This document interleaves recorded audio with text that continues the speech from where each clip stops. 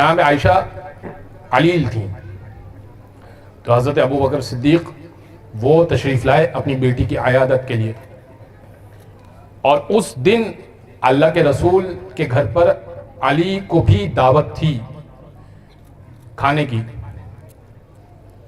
تو نماز کے بعد حضرت ابو بکر بھی آ گئے اور علی بھی آ گئے، اور جناب عائشہ بستر علالت پر موجود تھیں۔ تو حضرت بات اپنی بیٹی سے کر رہے تھے، خیریت سے ہیں آپ، اور دیکھ علی کو رہے تھے۔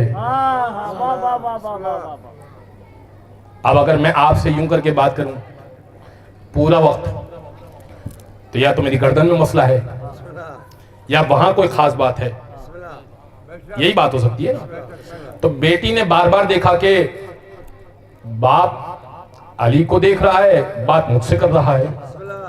تو بیٹی نے سوال کیا، بابا جان آج کیا بات ہے، میری جانب دیکھ نہیں رہے؟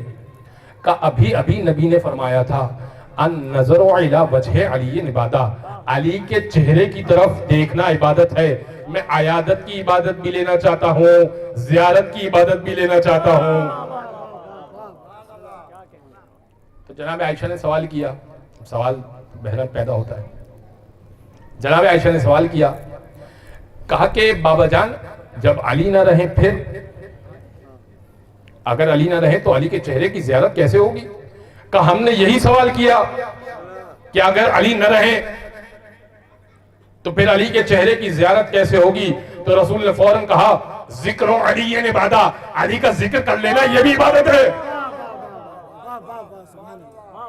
کہا بابا جان کسی دفعہ اگر ذکر پہ پابندی لگ جائے؟ عطا جناب عائشہ دور تک کے حالات سے واقف تھی، ان کی نگاہ دور اندیش تھی۔ کہا بابا جان اگر کبھی علی کے ذکر پہ پابندی لگ جائے پھر؟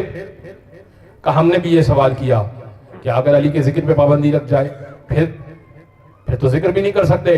تب نبی نے کہا حب علی عبادہ، علی کی محبت دل میں ہونا یہی کافی ہے، یہی عبادت ہے۔